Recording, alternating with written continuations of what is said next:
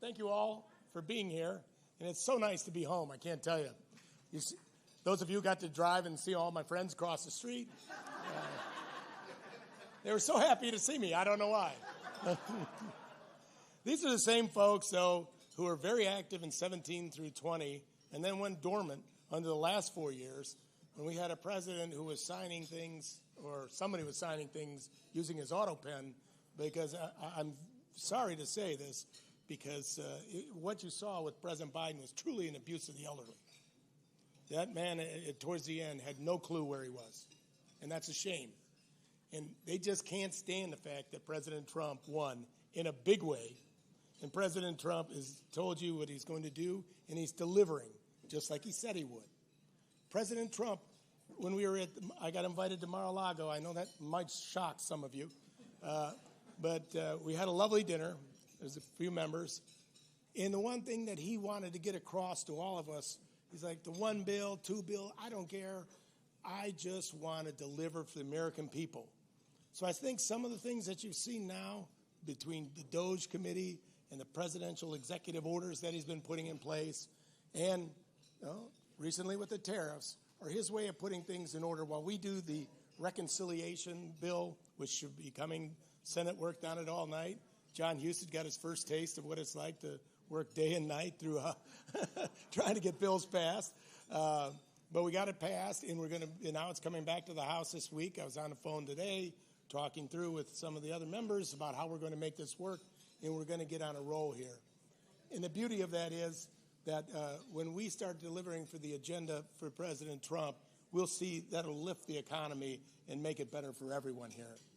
So I really appreciate the opportunity to be here, and I'm the honor to introduce the man who's going to be, I see he's in the room. I wasn't sure if he was here or not, so I was stalling for a while here, sir. But it's a great honor to introduce a champion for conservatives, someone who stands unapologetically for America first, our freedom, and for the hardworking people of Ohio. Vivek Ramaswamy is not just a businessman and leader. He's a devoted husband, a proud father of 2 boys, and a fighter for the principles that made this country and our state strong. Born and raised in Cincinnati, Vivek grew up learning that success is not handed out, it is earned. His parents instilled in him the importance of faith, family, and personal responsibility, principles he carried through his time at St. Xavier High School, Harvard, and Yale Law School. For those of you who aren't familiar, X down in Cincinnati and Moeller are what St. Ignatius and St. Ed's are in northeastern Ohio. They are true hard-fought rivals in everything, academically, sporting, and day-to-day just trying to find the beautiful women in town since they're all boys' schools. But after his time out of school, he built businesses, he created jobs, and he proved that the private sector, not government, is what really fuels real prosperity. Vivek has always stood firm for his conservative convictions, pushing back against governmental overreach, fighting for free speech, religious liberty, and economic freedom. His unwavering commitment to putting America first has earned him the endorsement of our president, Donald J. Trump.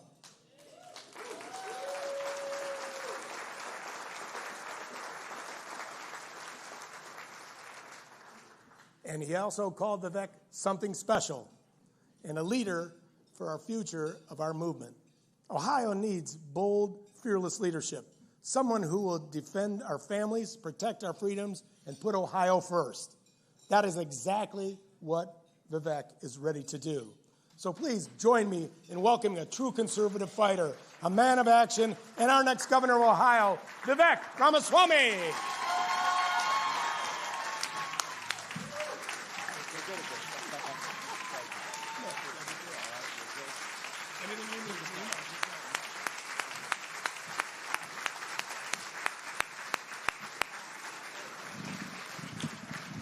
Well, Dave, you're good at this. I appreciate that, my man. It's an honor. It's an honor to be here. And I'll tell you, I've met a number of you beforehand.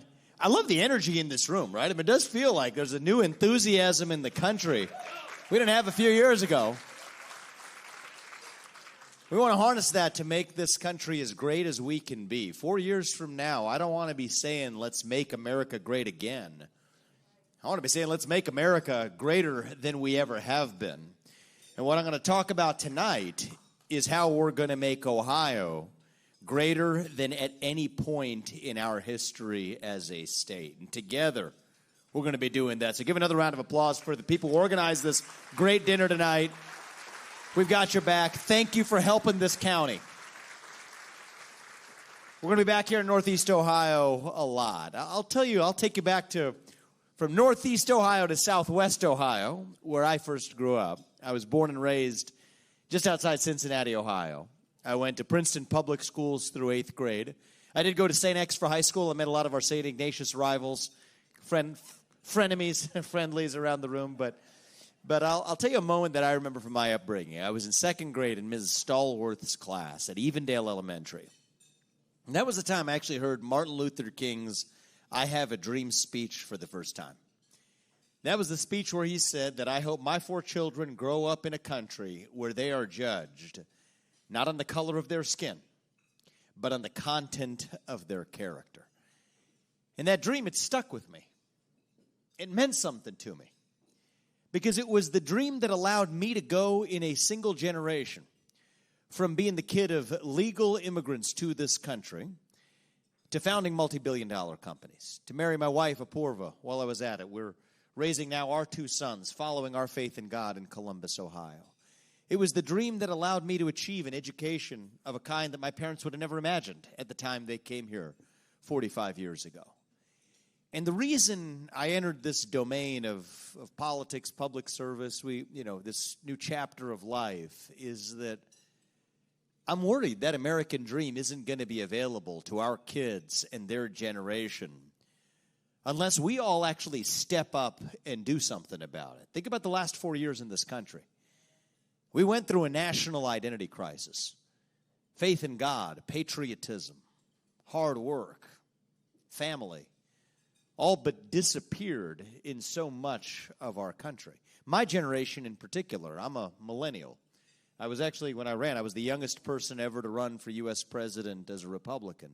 I can tell you something about my generation is that we're hungry to be part of something bigger than ourselves.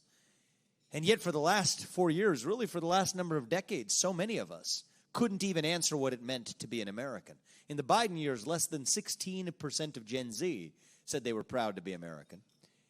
We had a 25% recruitment deficit in our U.S. military. Now, that's quickly turning around because we got things right in November when we made the right choice sending Donald Trump back to the White House as our 47th president.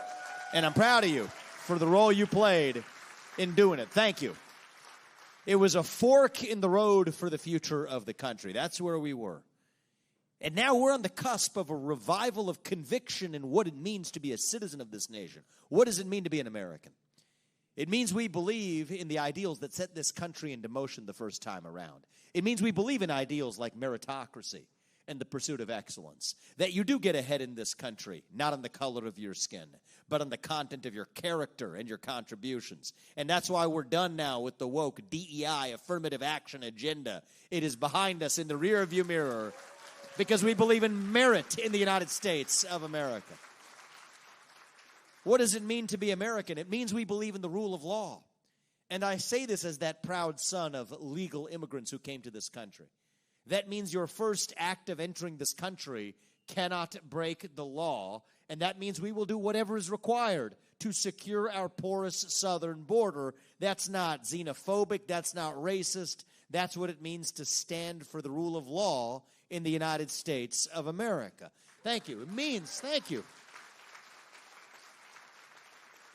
What does it mean to be American? It means the people we elect to make the laws are the ones who actually make the laws, not unelected bureaucrats in 3-letter government agencies in Washington, D.C., or for that matter in Columbus, Ohio. It's basic self-governance and accountability. What does it mean to be a citizen of this nation? It means that we as Americans are courageous, that we're brave, and when called upon, even heroic, to do what is right for our country, in our time of need. And that's what we did in November. Those are the values that President Trump is aiming to bring back in our country. Those are the values that our founding fathers fought for in a revolution nearly 250 years ago. And that's what we're going to work together to revive in our great state. But this isn't a one-man job. It doesn't work that way. Never has. If we are going to be saved as a country, it's going to be because all of us step up and actually save ourselves, every one of you. And that's going to start in the next chapter with the states.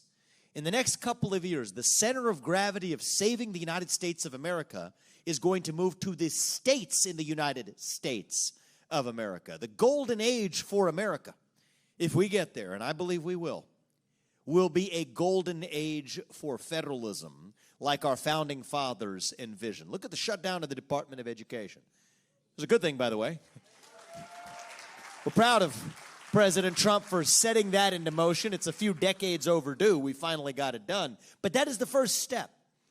It's still going to require strong governors who are able to then set the educational policy that allows our kids to achieve the maximum of their potential. Same with healthcare policy in so many areas. This is our opportunity here in Ohio to lead the way. Yes, there's other great states that have done great things. I'll take nothing away from them. Florida, Texas, at a certain point you tire of hearing about it. We're no longer going to be a state that follows the lead of Florida or Texas. By the time I'm done as your next governor, Texas and Florida will be taking their playbook from what we do here in the state of Ohio. It's time for Ohio to lead. And that's why I'm running to be your governor. I don't want to lead Ohio to be one of the better states in the Midwest. Frankly, we already are one of the better states in the Midwest, actually. And I want to recognize the people, hard workers in our state legislature, and the people who have come before me and the administrations that preceded me for doing great work to lead Ohio. I mean, this isn't California, right? I talked last night after another one of these Lincoln Day dinners we did in a different part of the state, a guy who's actually thinking about running for governor of California. I gave him some advice. I'm not going to tell you who it is, but we're going to work together. I'm talking him into it. If we recruit him to run, I told him my ideas for Ohio are open source. Use them because you got a communist republic to turn around over there, all right? I'm going to come help you do it if that's what's required. We're not California. We don't need to do a U-turn. We're mostly I'll call it like I see it, we're mostly headed in the right direction slowly.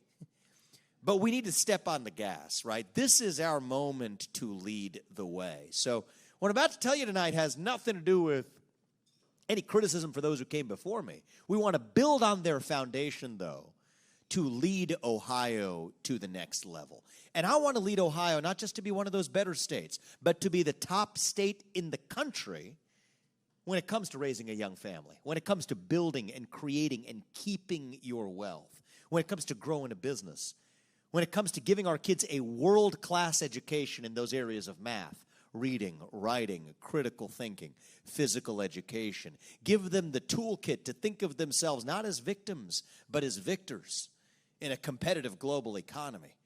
The state where we embrace capitalism and meritocracy, not bad words. We celebrate them without apologizing for it. The state where we take a hatchet job to red tape, government overregulation, bureaucracy, and overspending.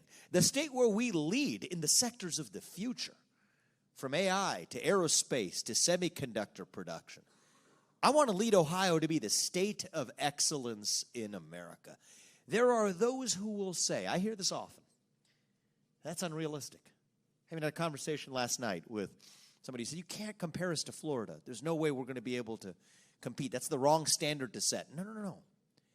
It was not long ago that Ohio actually was that state.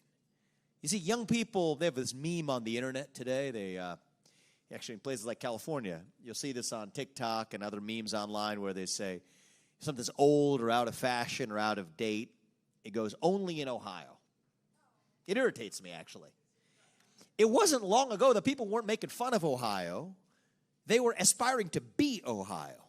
You see, at the turn of the last century, we were the wealthiest state in the Union, the third most populous state in America, the leader of the Industrial Revolution, an economic powerhouse at the heart of the country, with fertile farmland, great natural resources underneath our ground, the epicenter of American economic growth. Even in the 1950s, now think about that. That's much later, not that long ago. Even in the 1950s, 6 of the top 15 wealthiest cities in America were right here in Ohio. Toledo was the glass capital of the world. Akron was the rubber capital. Youngstown and Cleveland were jointly the steel capitals of the West. My hometown of Cincinnati was a consumer products capital, known around the world as the Queen City. Dayton, where I was this last week, was the computing power engine that powered the entire industrial revolution. Dayton right there, the home of the Wright brothers.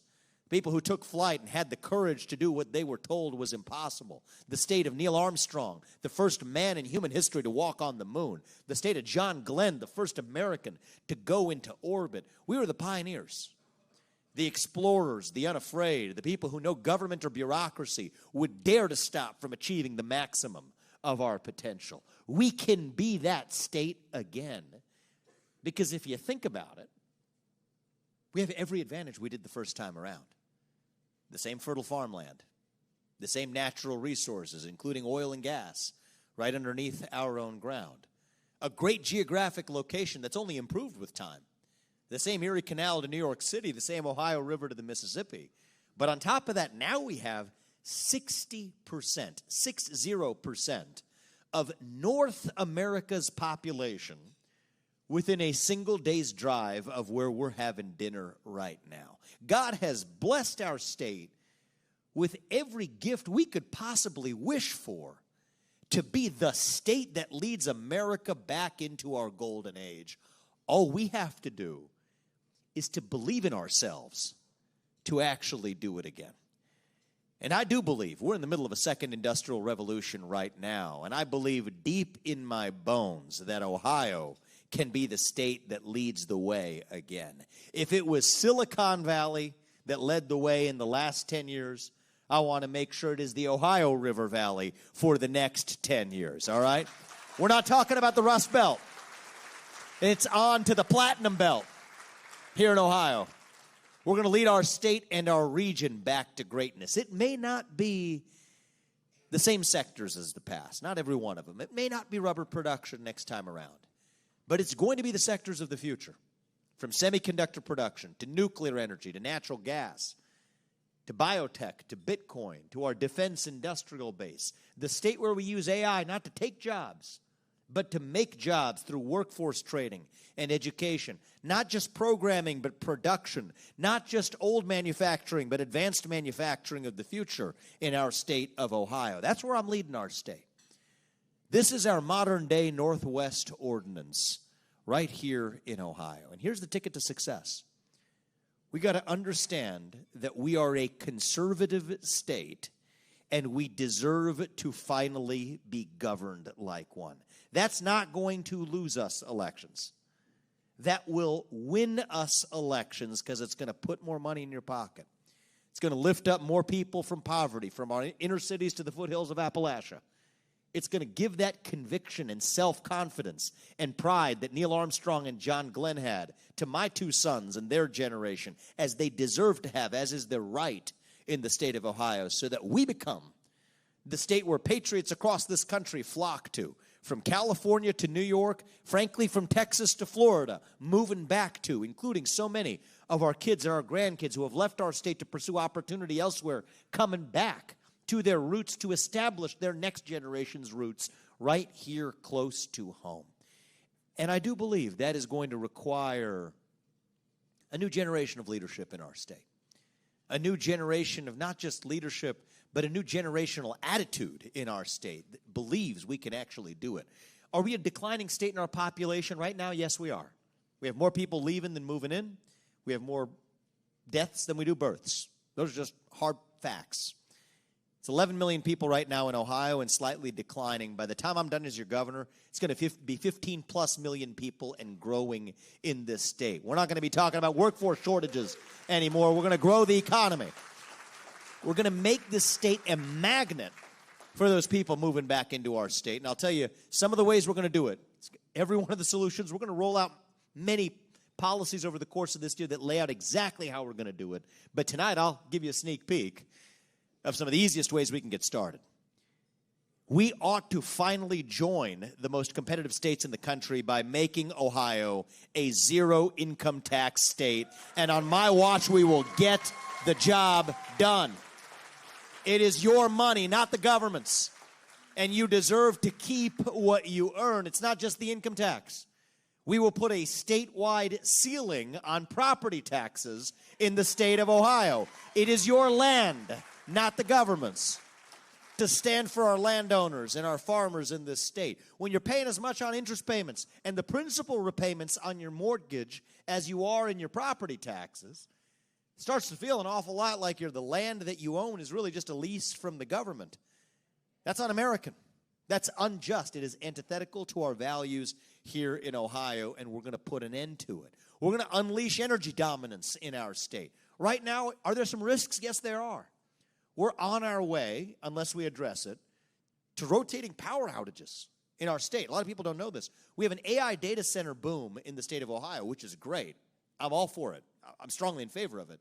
But that means there's more demand on our electric grid at exactly the same time that we have a shortage of baseload power generation because of the political war on natural gas and coal. Well, that math doesn't add up.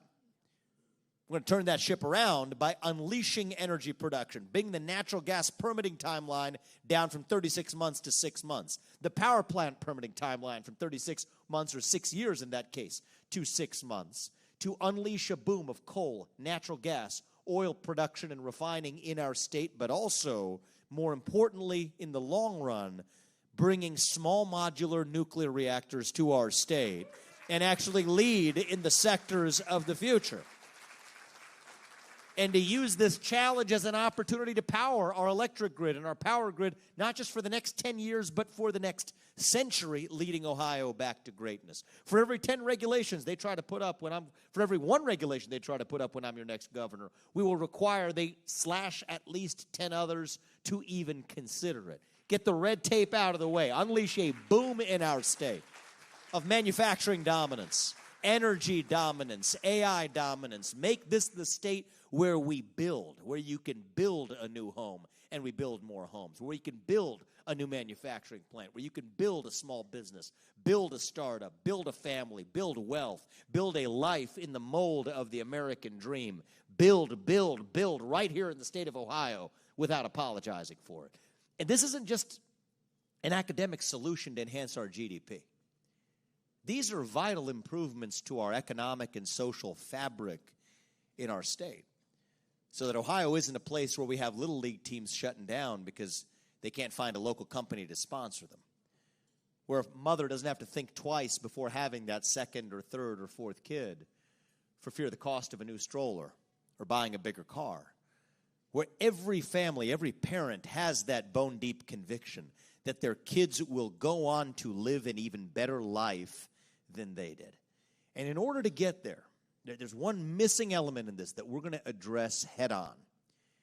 We're not only going to be the state of economic excellence in America, but I will also lead Ohio to be the state of educational excellence in the United States of America. That's really where the future is all about.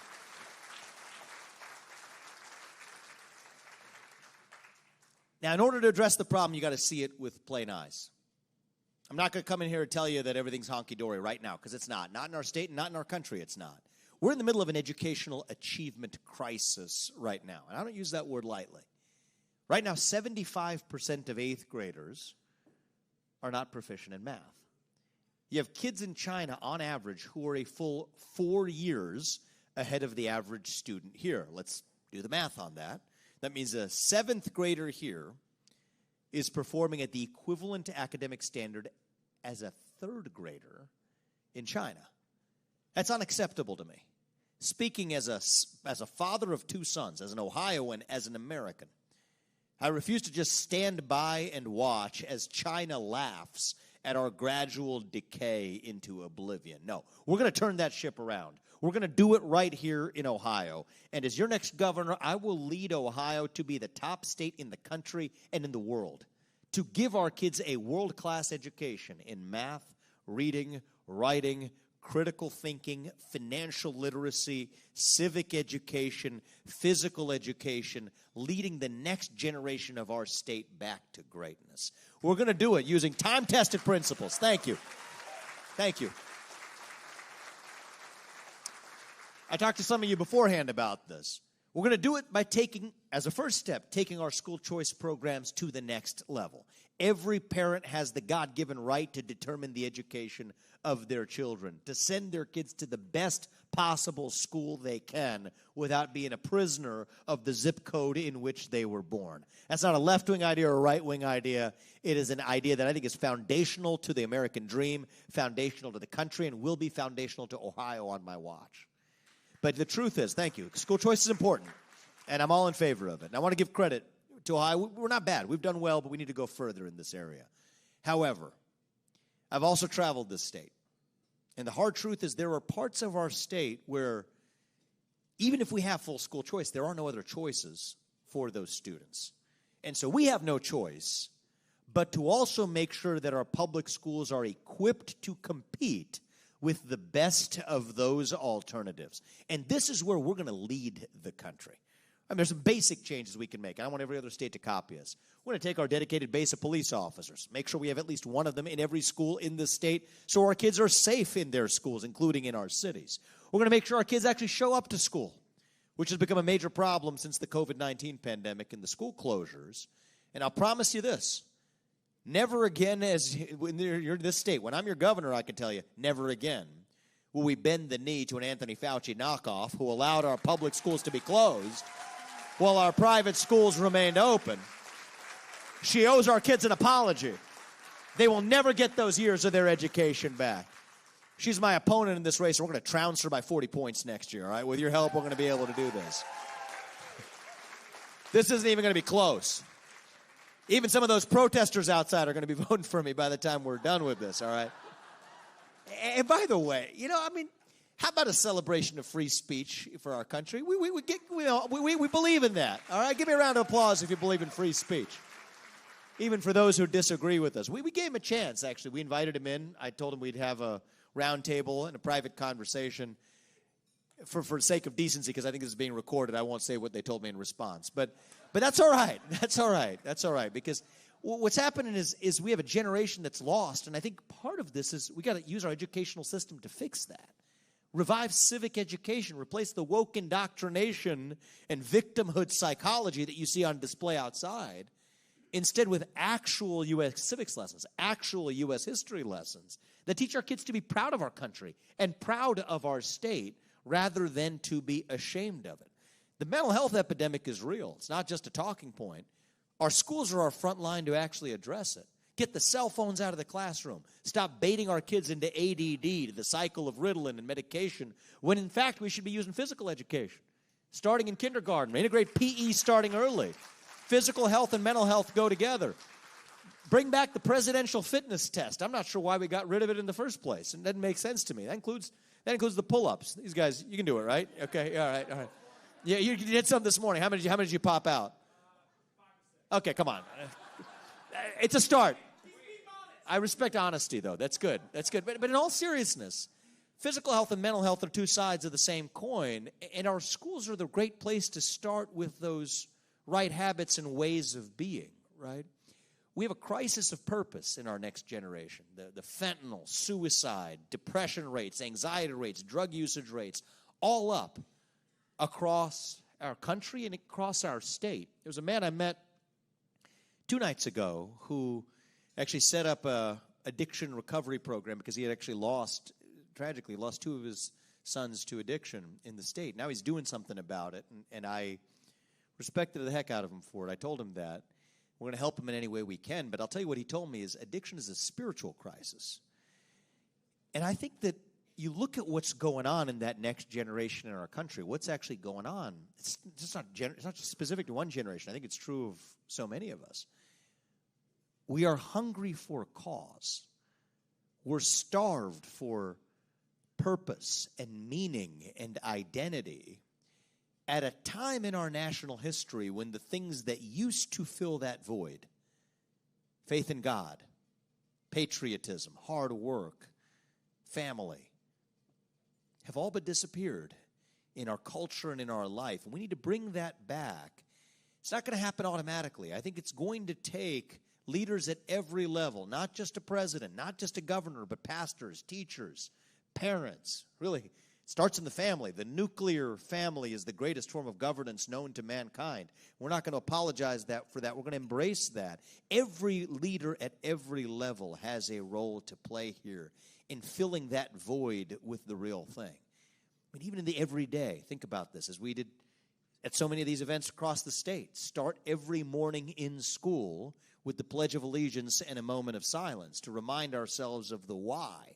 Make sure that our kids actually know about the true history of our country. Every high school senior on my watch will be required to pass the same civics test that every legal immigrant is required to pass before becoming a naturalized citizen.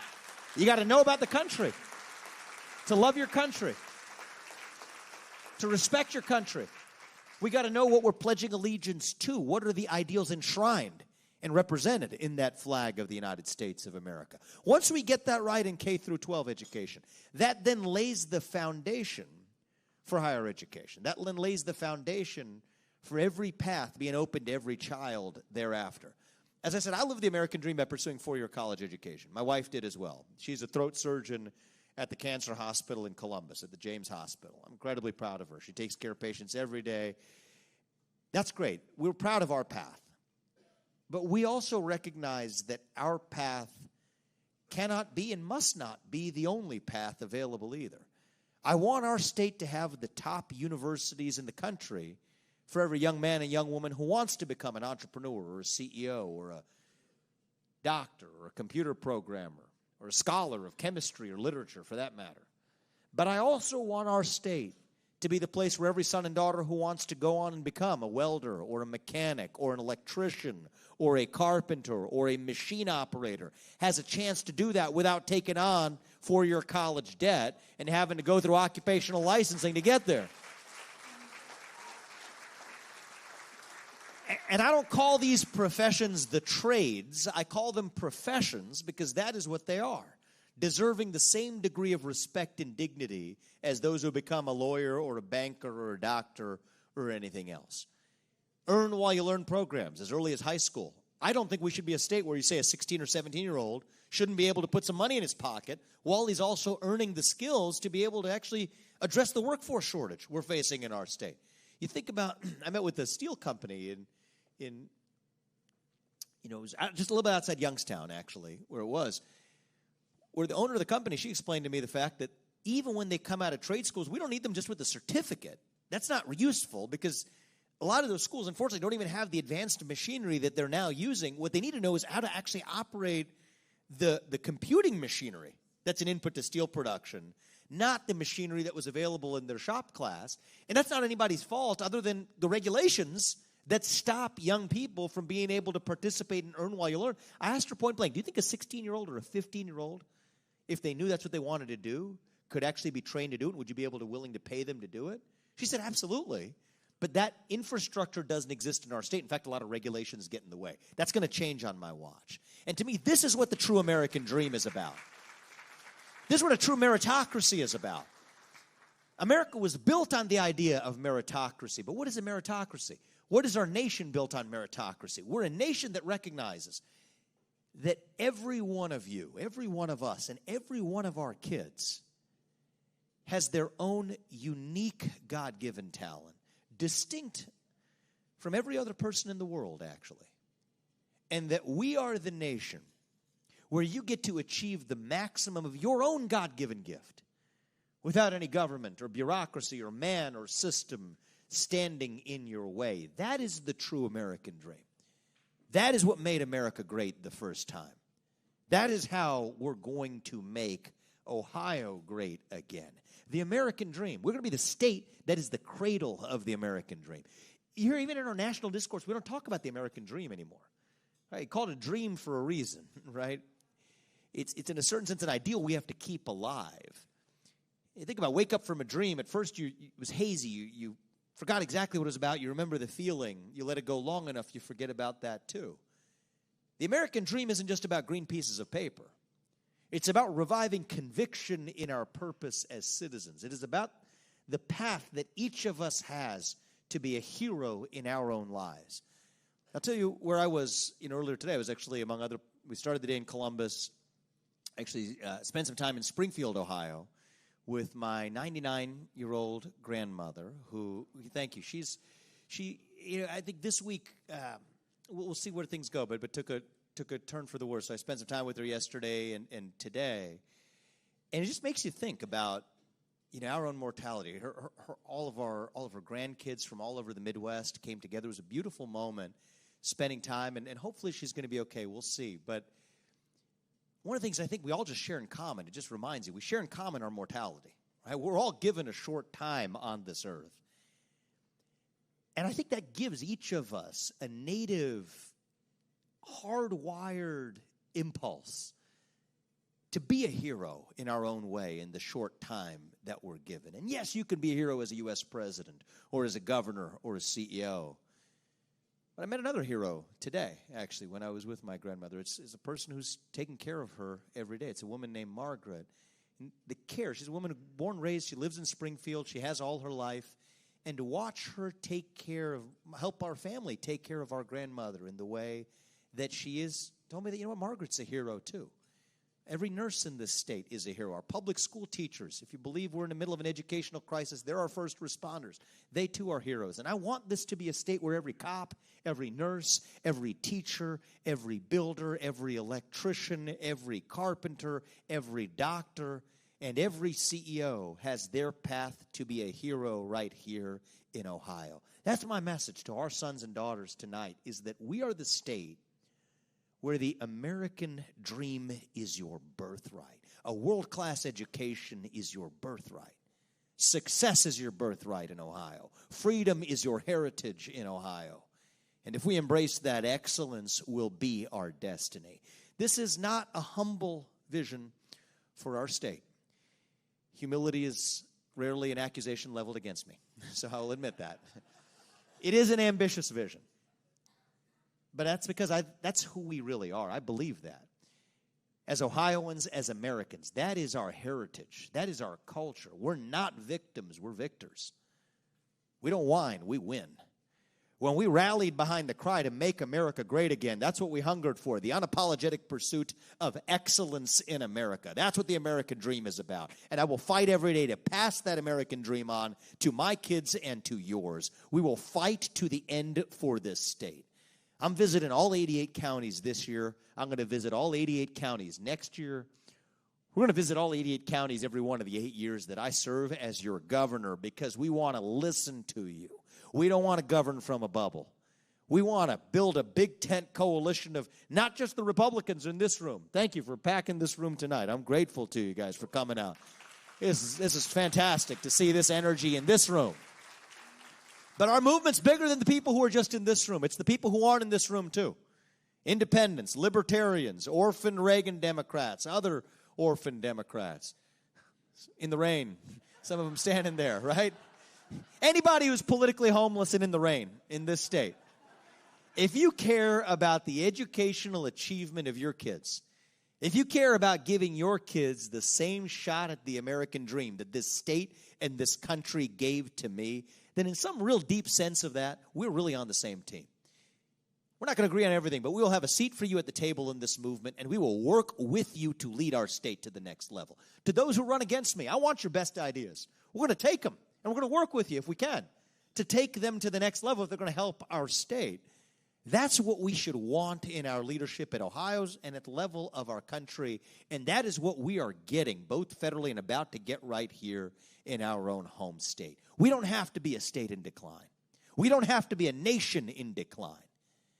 I believe we're still a nation in our ascent. I believe Ohio's best days are still ahead of us. I believe we will still be the state where we look our kids in the eye and mean it when we tell them that you get ahead in the state of Ohio with your own hard work, your own commitment, your own dedication. And that you know what? You are free to speak your mind at every step of the way. That is the American dream. That is what we are running to. So that 10 years from now, when we're sending once again the leadership position in outer space, manned rockets to Mars by then, powering our electric grid with the nuclear energy of the future, when we're curing previously incurable forms of disease that allow the next generation of grandmothers to live to 150. You know what our young people are going to say then? Only in Ohio. That's what I aspire for this state and your kids. Thank you for coming out today, guys. God bless you and your families. And may God bless our great state of Ohio. Keep fighting, guys. Fight, fight, fight. We're taking our state to the next level. Thank you, guys. God bless you. Thank you. Thank you. Thank you.